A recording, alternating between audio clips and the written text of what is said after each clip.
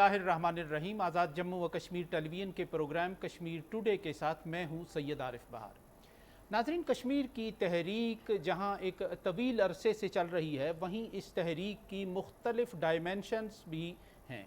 इसके कई महाज हैं। एक महाज तो वो है जो मकबूजा कश्मीर के अंदर है, बरसरे मैदान, जहाँ लोगों की एक कतार मक्तल की तरफ बढ़ती है और फिर वो अपना जो नक़द जाँ कुर्बान करके फिर एक और क्लास उसकी जगह लेती है। यूँ कुर्बानियों का एक सिलसिला उस मैदान कारज़ार में हमेशा से चला आ रहा है। इसका दूसरा जो महाज है वो आज़ाद कश्मीर का महाज है, जो बेस कैंप है यहाँ, और यहाँ के लोगों की कुछ ज़िम्मेदारियाँ हैं कश्मीर की इस तहरीक के हवाले से। न सिर्फ आइनी तौर पर बल्कि अखलाकी तौर पर भी आज़ाद कश्मीर का जो सिस्टम और यहाँ के लोग हैं वो इस तहरीक की हिमायत करने के पाबंद हैं। लेकिन इस तहरीक की का एक अहम महाज ख़ारजी महाज है, बैनुल-अक़वामी महाज है, क्योंकि ये मसला अपनी एक बैनुल-अक़वामी हैसियत रखता है। अक़वाम मुत्तहिदा की करारदादों की सूरत में, अक़वाम मुत्तहिदा के चार्टर की सूरत में, मुख्तलिफ़ कमीशंस की सूरत में, जो कश्मीर के मसले को हल करने के लिए वक्तन फ़वक्तन आलमी इदारों ने कायम किए और बनाए थे। सो इस महाज पर क्या हो रहा है, और हमारा जो डायस्पोरा है, आज़ाद कश्मीर के लोगों की एक बहुत बड़ी तादाद है जो गुज़श्ता दहाइयों में यहाँ से नकल मकानी करके बैरूनी दुनिया में मुकीम हो चुकी है। वो लोग इस तहरीक के साथ किस हद तक वाबस्ता हैं, किस अंदाज से अपना किरदार अदा कर रहे हैं और उनके किरदार को किस अंदाज से मौसर बनाना है, इस मौजू पर गुफ्तगू करने के लिए शायद इससे मुनासब और मौजू शख्सियत कोई और नहीं होगी जो आज हमारे स्टूडियोज़ में मौजूद हैं। मेरी मुराद तहरीक कश्मीर बरतानिया के सदर जनाब फ़हीम कियानी से है, जो आज यहाँ मौजूद हैं। आज़ाद कश्मीर के दौरे पर आए हुए थे और हमारी खुशकिस्मती है कि उन्होंने टाइम निकाल कर आज़ाद कश्मीर टेलीविज़न आना पसंद किया। फ़हीम कियानी साहब, बहुत बहुत शुक्रिया आपका। फ़हीम कियानी साहब, आप तहरीक कश्मीर बरतानिया के सदर हैं और कई बरस से अपना काम कर रहे हैं। मैं ज़ाती तौर पर जानता हूँ कि ये एक फ़ाल तंजीम है कि जिसने डायस्पोरा को जहाँ जोड़ कर रखा है वहीं मोटिवेट भी करती है ये मुसलसल कश्मीर के मसले के लिहाज से। तो कुछ आप इस तंजीम का तारफ़ कराना पसंद करेंगे कि आपका जो एरिया ऑफ वर्क है वो क्या है? 80s के अंदर ये एक सोच उभरी मकबूजा कश्मीर के अंदर, और जितने भी कश्मीर से मुतल्लिका लोग थे, चाहे वो आज़ाद कश्मीर में हों या चाहे बैरूनी मुल्क में हों, कि एक ऐसी तंजीम होनी चाहिए जो पूरे कश्मीरी डायस्पोरा को मुत्तहिद करे, यकजा करे। फिर जो मकबूजा कश्मीर से सैयद असामुद्दीन शहीद एडवोकेट को भेजा गया, सैयद असामुद्दीन शहीद एडवोकेट अर्ली 80s में वहाँ पर आए। उन्होंने बरतानिया भर का दौरा किया, मुख्तलिफ़ प्रोग्रामात किए, लोगों को कायल किया कि हम ये चाहते हैं कि कश्मीरी डायस्पोरा की एक मनज़्ज़म तंजीम हो जो सियासी वबस्तियों से बालातर हो, मसलकी वबस्तियों से बालातर हो और कश्मीर काज के लिए ये काम करे। बड़ा मुश्किल फ़ैसला था क्योंकि बरादरीज़म तो वहाँ भी था, बहुत सारा था, और मुख्तलिफ जो पाकिस्तानी जमातों का इन्फ्लुएंस और कश्मीरी जमातों का इन्फ्लुएंस। तो सैयद असामुद्दीन शहीद एडवोकेट, जो बाद में मकबूजा कश्मीर में उनको शहीद भी किया गया, वो इस तहरीक के बानी हैं कि जिन्होंने, मतलब बानी तो वही लोग हैं जिन्होंने मकबूजा कश्मीर के अंदर इस सोच वहाँ पे डिस्कस किया और यहाँ पर भेजा सैयद असामुद्दीन शहीद एडवोकेट को। तो सैयद असामुद्दीन शहीद एडवोकेट ने इस तहरीक का क़याम 13 जुलाई 1985 को किया वॉल्सन के बरतानिया में के शहर में। तो वहाँ पर पहले जो सदर इसके बने उनका भी तल्लुक़ मकबूजा कश्मीर से था, रजौरी से था। सैयद मुनव्वर सरमश्ती साहब, वो इसके पहले प्रेसिडेंट बने। 1985 से लेके 1999 तक वो प्रेसिडेंट रहे। फिर इसके बाद आज़ाद कश्मीर से तल्लुक़ रखने वाले जो मोहम्मद गालिब साहब, वो इसके दूसरे प्रेसिडेंट बने 1999 से लेके सितंबर 2013 तक। 2013 के बाद ये ज़िम्मेदारी मेरे कंधों पर है। तो इस तरह ये एक सिलसिला जारी हुआ, और तहरीक कश्मीर बरतानिया के हवाले से जो मोबिलाइजेशन आपके सामने मौजूद है वो उसमें कोई ढकी छुपी नहीं है कि तहरीक कश्मीर बरतानिया ने 1986 के अंदर फिर एक ऑल पार्टीज़ कॉन्फ्रेंस की। उसके बावजूद हम एक सब जमातों का एक मुश्तरका फ़ोरम होने के बावजूद फिर भी हमने तमाम जमातों को एक प्लेटफार्म पे इकट्ठा किया, पूरी आज़ाद कश्मीर की लीडरशिप को, पूरी मकबूजा कश्मीर जो भी वहाँ पर लीडरशिप आ सकती थी इनको वहाँ बुलाया। तो वहाँ पर हमने एक मुत्तहिद और मुतफ़िका एक लाए अमल पूरी कश्मीरी कौम को दिया कि किस तरीके से हम इस तहरीक को आगे लेके बढ़ रहे हैं। तो ये तहरीक कश्मीर बरतानिया की जदोजहद थी कि तहरीक कश्मीर बरतानिया की वर्किंग की वजह से आल पार्टीज़ पार्लियामेंट्री ग्रुप जो कश्मीर में कायम हुआ, वो भी तहरीक कश्मीर बरतानिया के उस वक्त के जो बुज़ुर्ग थे, हमारे जो कायदीन थे, उनकी जदोजहद से all parties parliamentary group for Kashmir जो पार्लियामेंट में कायम हुआ। तो इसी तरह यूरोप के अंदर भी हमने मुख्तलिफ नामों से काम किया तहरीक कश्मीर ने, कि जो अपने हालात के अंदर वो मुख्तलिफ नामों से काम किया। फिर उन तमाम जो ग्रुप्स थे उनको हमने 2013 के अंदर दोबारा तहरीक कश्मीर यूरोप के प्लेटफॉर्म पे हमने मुत्तहिद किया। आज हम नॉर्वे से लेकर डेनमार्क, जर्मनी,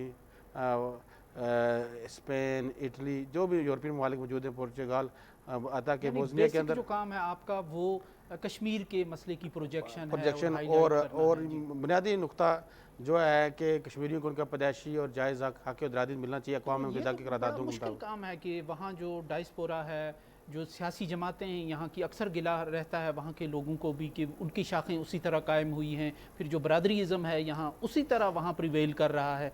तो इस माहौल के अंदर आप कैसे ये अपने लिए स्पेस तलाश करते हैं और बनाते हैं कि इन बातों से हटकर सिर्फ कश्मीर के नुक्ते पर देखें कि ये सारी चीज़ें मौजूद हैं, इससे कोई इनकारी नहीं है, सारी चीज़ें मौजूद हैं, लेकिन अल्हम्दुलिल्लाह पूरा कश्मीरी डायस्पोरा नुक्ता कश्मीर पे मुत्तहिद है। दुरुस्त। ये आज तक हमने नहीं देखा कि हमने कोई कंपेन लॉन्च की हो तो किसी ने हमारे रास्ते में रुकावट डाली हो।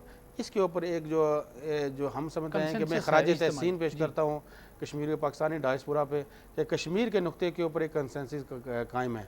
बाकी मसाइल अपनी जगह, उनको मैं डिस्कस नहीं करना चाहता, लेकिन हमने जो भी कॉल दी है सब लोगों ने उस कॉल पे लब्बैक कहा है और कश्मीर के ऊपर एक कंसेंसस मौजूद है, उसमें कोई इख्तलाफ आज तक हमें मुझे आज तक नज़र नहीं आया कश्मीर के। बहुत बड़ी खुशाइंद बात है ये क्या नहीं साहब।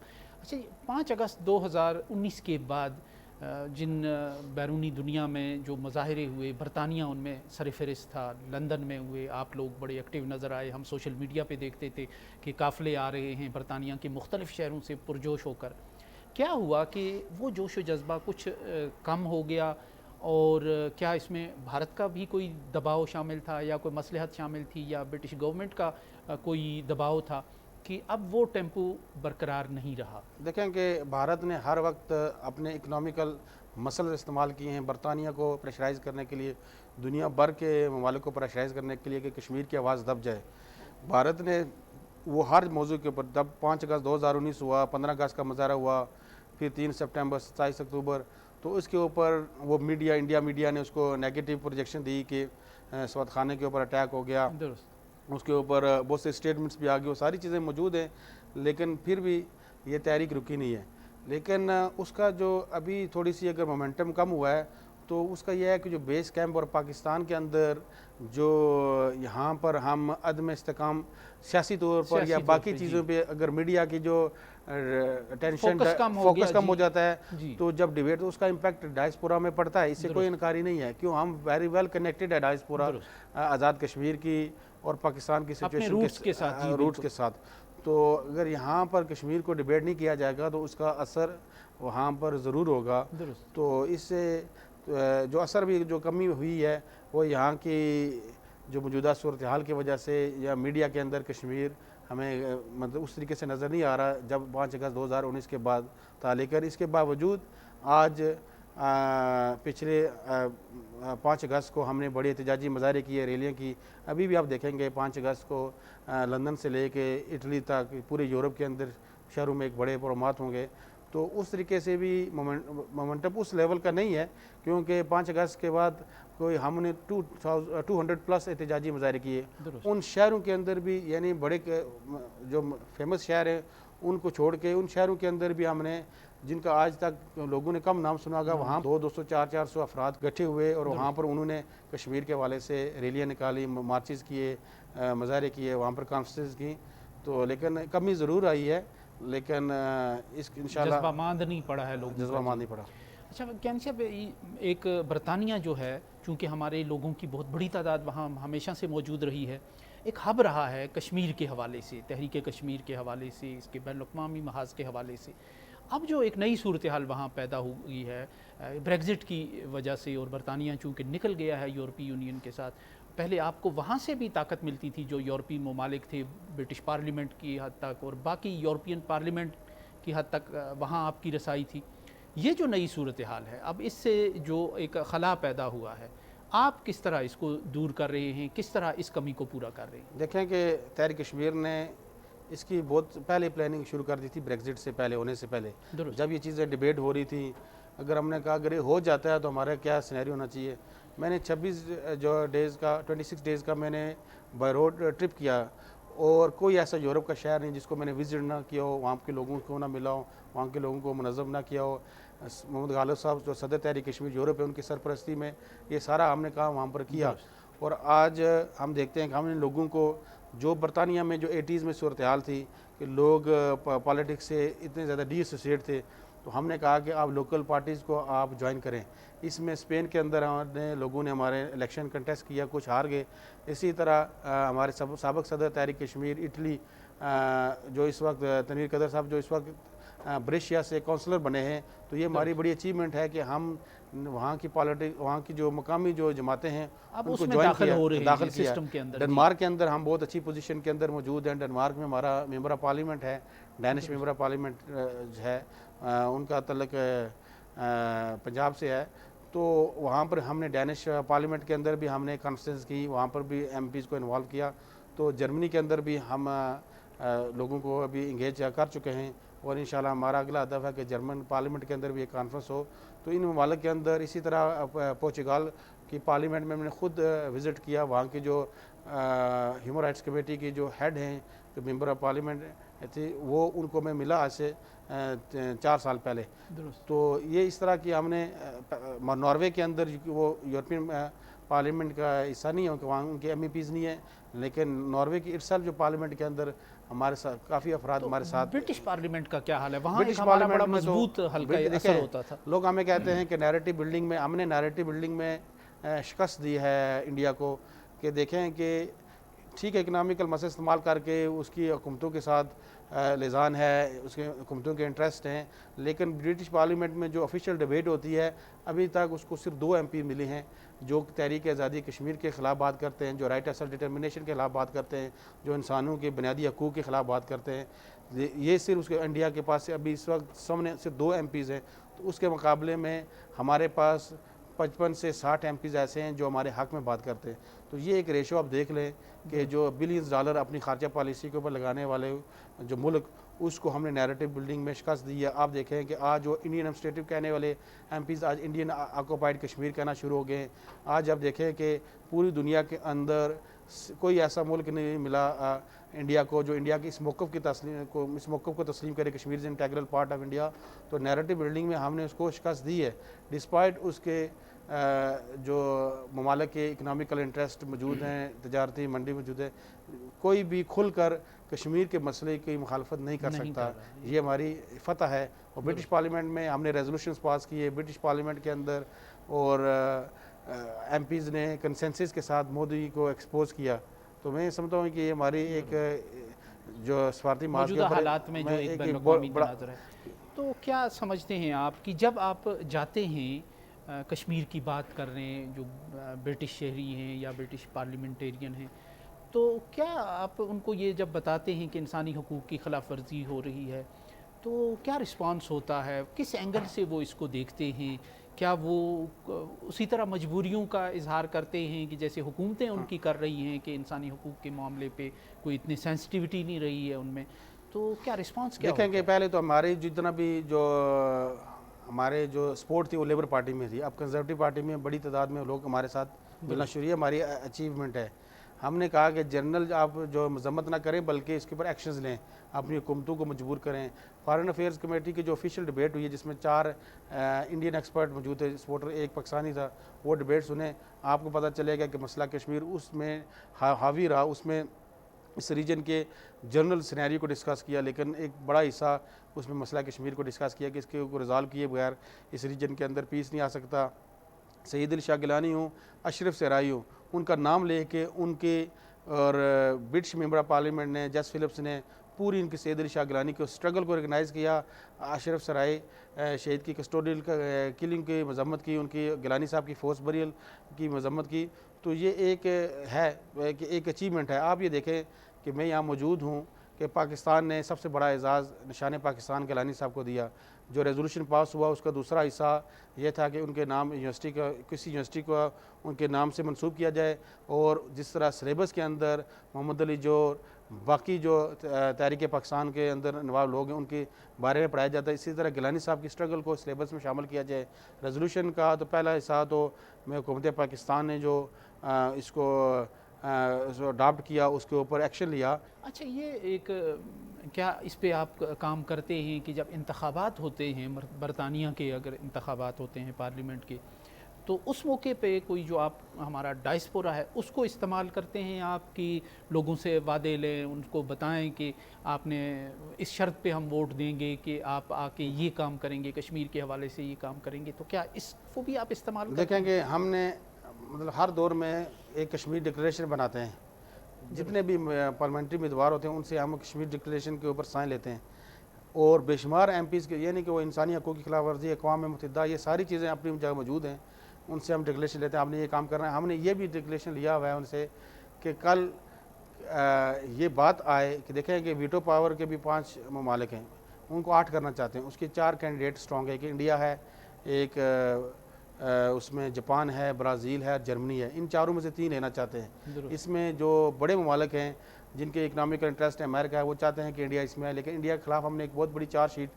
पेश की हुई है ह्यूमन राइट्स की, और इंडिया को किस मुंह से लें, इस वजह से अभी वो प्रोसेस रुका हुआ है। लेकिन हमने कहा कि अगर बरतानवी पार्लियामेंट में ये रेजोल्यूशन आता है कि उनमें से कौन से 3 ममालिक को सपोर्ट किया जाए, तो हम ये डिमांड करेंगे कि आप इंडिया को अपोज करें। इसमें हमारे पास इस वक्त तक 40 MPs मौजूद हैं जिन्होंने इस डिक्लेरेशन के ऊपर साइन किया हुआ है। अगर ऐसा रेजोल्यूशन आता है तो हम इंडिया की जो मेंबरशिप के हवाले से अपोज करेंगे कि इंडिया इंसानी हकूक़ की खिलाफ वर्जियाँ कर रहा है और अक़वाम मुत्तहिदा की करारदादों का सबसे बड़ा वायलेटर है, तो किसी सूरत में इसको परमानेंट जो सिक्योरिटी काउंसिल के ममालिक हैं उसमें नहीं आना चाहिए। तो इस तरह के हमने डिक्लेरेशन लाजमी साइन करते हैं इलेक्शन से पहले। तो हम ये समझते हैं कि जो कश्मीर की तहरीक चल रही है, जो आपकी तंजीम है या इस तरह के जो इदारे हैं, वो इसके सफारत खाने हैं बैनुल अक़वामी महाज पे। तो क्या समझते हैं आपके बदलते हुए हालात में, जब सोशल मीडिया का एक दौर आ गया है, कि इस तहरीक को किस तरह बैनुल अक़वामी महाज पे मज़ीद अच्छे अंदाज से, ज़ोरदार अंदाज से, मौसर अंदाज से प्रोजेक्ट किया जा सकता है, ताकि हमारी जो बात है वो लोगों के दिलों में उतर जाए, वो लोग की जो फ़ैसला साजी में कुछ न कुछ कहीं ना कहीं कोई किरदार अदा करते हैं। देखें सोशल मीडिया के महाज में देखें जो उनका ह्यूमन रिसोर्स हमसे बहुत बड़ा है, उनका इंडिया का हर हवाले से उनके पास मसाइल हैं, लेकिन उनका जो फॉल्स नैरेटिव है, डिस्पाइट वो सारी कैंपेन करने के बावजूद हम समझते हैं आलमी सतह के ऊपर रिजेक्ट हुआ। जितने आर्टिकल, जितनी न्यूज़ 2019 के बाद 5 अगस्त के बाद इंडिया के ख़िलाफ़ छपे हैं, शायद आप 70 साल में इतने ज़्यादा नहीं छपे होंगे। तो मैं समझता हूँ कि सोशल मीडिया के बूम का होने के बावजूद, सोशल मीडिया के ऊपर इंडिया का इन्फ्लुएंस होने के बावजूद आज भी दुनिया ने इंडिया के ख़िलाफ़ लिखा है, इंडिया के जुल्म के ख़िलाफ़ लिखा है, तो ये हमारी फतह है। लेकिन इसमें बहुत सारी कमी कोताहियाँ जो कश्मीरी स्ट्रगल में मौजूद हैं कि इसके अंदर बहुत सारी बेहतरी लाई जा सकती है। मैंने बारहा ये कहा कि हमारा एक इंटरनेशनल लेवल का अखबार मज़हराबाद से छपना चाहिए, एक इंटरनेशनल लेवल का मैगज़ीन मज़हराबाद से छपना चाहिए, और इसी तरह एक डिजिटल जो कंपेनिंग का एक हब मुजफ्फराबाद में होना चाहिए, जो दुनिया भर के अंदर जो कश्मीरी डायस्पोरा ग्रुप्स हैं उनको फीड किया जाए, उनको एक मालूमात दी जाए, ताकि एक सोशल मीडिया के इसमें बहुत सारी कमियाँ कोताहियाँ मौजूद है, इसको हमें रिविज़िट करना चाहिए, इसके ऊपर एक स्ट्रेटजी बनानी चाहिए। ये एक बहुत बड़ा हमारा वीक फैक्टर है या कमज़ोरी है, इसको हमें दूर करना चाहिए। मैं भी एक्सेप्ट करता हूँ और हुकूमत आज़ाद कश्मीर को भी एक्सेप्ट करना चाहिए। जनरल मीडिया की आपने बात की, तो मकबूजा कश्मीर तो इस वक्त एक कैद खाना है जहाँ मीडिया दाखिल नहीं हो सकता, आज़ाद इदारे दाखिल नहीं हो सकते, आज़ाद ज़मीर लोग वहाँ का रुख नहीं कर सकते। बिल्कुल हम सब उस सूरत हाल को देख रहे हैं, लेकिन जो बरतानिया का मीडिया है बड़ा वोकल है, वहाँ बिलखसूस BBC वगैरह है। तो क्या कोई कंपेन आप ऐसी भी चलाते हैं कि इन इदारों को कहें कि आप रिपोर्ट्स लें वहाँ की सूरत हाल पर? BBC करता भी है, अच्छी रिपोर्ट्स वक्तन फ़वक्तन आती हैं श्रीनगर से, तो वहाँ का जो मौसर मीडिया है उसको भी आप राब्ता करते हैं उसके साथ कि वो इस सूरत हाल का नोटिस लिया? मैं समझता हूँ कि BBC ने अपना हक अदा किया 5 अगस्त 2019 के बाद। दुरुस्त कि बहुत सारी देखें आप BBC का पहला आप रवैया प्री 5 अगस्त 2019 देखें तो उसका देखेंगे, आपको अंदाज़ा होगा कि एक शिफ्ट हमने देखी है BBC के पॉलिसी में कि उन्होंने बहुत से आर्टिकल्स लिखे। मैं BBC को खराज तहसीन पेश करता हूँ। इस वक्त BBC ने 3 हमारे एहतजाजी मुजाहरों को कवरेज भी दी है, इंडिपेंडेंट ने हमारे एहतजाजी मुजाहरे को कवरेज दी है। 5 अगस्त 2019 को जब हम हज़ारों की तादाद में 40 से 50 हज़ार बंदा इंडियन हाई कमीशन लंदन के बाहर इकट्ठे हुए थे 15 अगस्त 2019 को, तो दुनिया का कोई ऐसा अखबार नहीं है जिन्होंने इस, या मीडिया का कोई भी मीडिया प्लेटफॉर्म ने जिसने इस मुजाहरे को रिपोर्ट ना किया हो। तो मैं समझता हूँ कि इंटरनेशनल मीडिया, न्यूयॉर्क टाइम्स हो या बाकी भी दीगर जो नॉन ब्रिटिश मीडिया है, उसने भी एक बड़ी कवरेज दी है। लेकिन इसमें बड़ी बेहतरी लाने की ज़रूरत है। इसमें एक पूरी स्ट्रेटजी बनानी पड़ेगी कि किस तरह हमने बारहा कहा कि जो कश्मीरी जर्नलिस्ट हैं जो मुजफ्फराबाद से लेके पूरे कश्मीर, उनमें आप 5-10 जर्नलिस्टों को सिलेक्ट करें और उनको कोर्सेज़ कराए जाएँ मीडिया में, इंटरनेशनल यूनिवर्सिटीज़ के अंदर, ताकि वो अपने जो बड़े अखबारात हैं वहाँ पर अपनी स्पेस बनाएं। तो इसके ऊपर एक पूरी स्ट्रेटजी को प्लान करने की ज़रूरत है। अच्छा, ये आज़ाद कश्मीर की जो हुकूमत है, आप क्या देखते हैं कि क्या रोल इसका है, क्या होना चाहिए?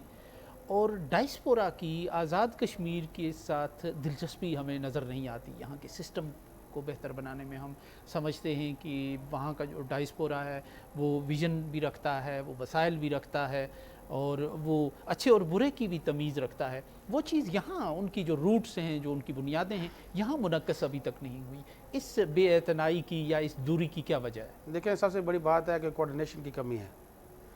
कि एक तो तहरीक आज़ादी कश्मीर पे कोऑर्डिनेटेड अप्रोच की बहुत कमी है। डायस्पोरा की जदोजहद और आज़ाद कश्मीर की जो पॉलिसीज़ हैं उसमें बहुत गैप है। उस गैप को मिनिमाइज़ किया जाए, उसके ऊपर कोई एक ब्रिजिंग का कोई किरदार अदा करने वाला कोई एक स्पेशल अदारा बनाया जाए, जिसके ऊपर अगर हुकूमत भी वहाँ पर गुज़ारिशात रखें, हम भी रखें। तो ये एक जो कमी है इसमें बहुत ज़्यादा है कि ये नहीं कि मैं यहाँ पर मौजूद अपने तलकात की बुनियाद के ऊपर तो इनसे रब्ते कर सकता हूँ, लेकिन एक आम आदमी जिसने कभी आज़ाद कश्मीर नहीं देखा, वो किस बुनियाद के ऊपर वहाँ पे स्ट्रगल का आगाज़ करता है, कोई अच्छी कंपेनी करता है। आप इस नुक्ते को तस्लीम करते हैं, ये बहस ये तसर नहीं है, ये बहुत बड़ा है। और मैं समझता हूँ कि हमारा ह्यूमन रिसोर्स, हमारे जो बाप दादा किसी ज़माने में अगर 90 साल पहले मेरी फैमिली वहाँ 100 ईयर से सेटल है, तो वो अगर फैक्ट्री वर्कर थे या किसी वजह से किसी जगह पे, अब तो वो सिचुएशन नहीं रही। आज हमारे नौजवान पढ़े लिखे हैं, मुख्तलिफ अदारों के अंदर बैठे हैं, अब हमारे पास एक स्ट्रॉन्ग ह्यूमन रिसोर्स मौजूद है। उसको चैनलाइज करना, फाइनेंशियल भी अल्लाह का फजल है, फाइनेंशियल भी और इंटेलेक्चुअल लेवल के भी, और बहुत लेवल हर हवाले से आप ये देखें कि सियासत में भी देखें और मुख्तलिफ मौज़ों के ऊपर भी देखें कि हमारे लोग वहाँ मौजूद हैं। इनको मनज़म करना हुकूमत आज़ाद कश्मीर की ज़िम्मेदारी है। अगर ये इस ह्यूमन रिसोर्स को चैनलाइज कर लें, मैं समझता हूँ कि एक तो तहरीक आज़ादी कश्मीर में तो बेहतरी आएगी उसकी अवेयरनेस की कैंपेन में, लेकिन यहाँ के इकनॉमिकल मामलात में और दीगर मामलात के अंदर भी आप देखेंगे कि बहुत तब्दीली इसमें देखेंगे। लेकिन इसका आगाज़ हुकूमत आज़ाद कश्मीर से होना चाहिए। ये जो कम्युनिकेशन गैप की कमी है कि ये कम से कम होना चाहिए। हम ये भी देखते हैं ना जी कि अगर फाइनेंशियल तौर पे भी वो लोग बड़े वेल सेटल्ड हैं, वेल इस्टेब्लिश्ड हैं, एक खाली रहने वाले मकान के लिए तो करोड़ों की इन्वेस्टमेंट की जा सकती है, लेकिन जो आज़ाद कश्मीर का इंफ्रास्ट्रक्चर या यहाँ की फलाह व बहबूद और यहाँ की तामीर व तरक्की के हवाले से कोई सरमायाकारी वगैरह, उसमें टूरिज़म वगैरह, तो उसमें कोई खातिर खा रोल नज़र नहीं आता। नहीं, तो कम्युनिकेशन गैप है ना, उनको पता ही नहीं कि क्या करना चाहिए, दुरुस्त कौन सा ऐसा मतलब डोर वो ना करें कि तो ये कमी आप समझते हैं आज़ाद कश्मीर गवर्नमेंट की साइड पे है? साइड पे इनको एक ऐसा अदारा बनाना चाहिए जो तहरीक आज़ादी कश्मीर को भी कि जहाँ पर रिक्वेस्ट की जाए तो वो हुकूमत पाकिस्तान उस रिक्वेस्ट को नोटिस ले। तो ये एक ब्रिजिंग का मसला है कि कोई पता नहीं कि उस ब्रिज जो गैप है कौन सा, वो ब्रिजिंग का किरदार हुकूमत आज़ाद कश्मीर ही अदा कर सकती है। दुरुस्त। फ़हीम कियानी साहब, बहुत बहुत शुक्रिया। वक्त मुख्तसर है, वरना आपसे अभी और बहुत से मौज़ूआत पे गुफ्तगू करने का दिल करता था। चलें यार, ज़िंदा सोहबत बाकी। नाज़रीन, आज आज़ाद जम्मू व कश्मीर टेलीविज़न के मेहमान तहरीक कश्मीर बरतानिया के सदर जनाब फ़हीम कियानी थे, जिनसे हमने न सिर्फ मकबूजा कश्मीर की सूरत हाल और बैन अक़वामी महाज की बात की, बल्कि आज़ाद कश्मीर और डायस्पोरा के दरमियान जो एक खला है कम्युनिकेशन का, उस पर भी उन्होंने अपनी बड़ी तफसील से रोशनी डाली। सो इसके साथ ही इजाज़त दीजिए। अल्लाह निगहबान।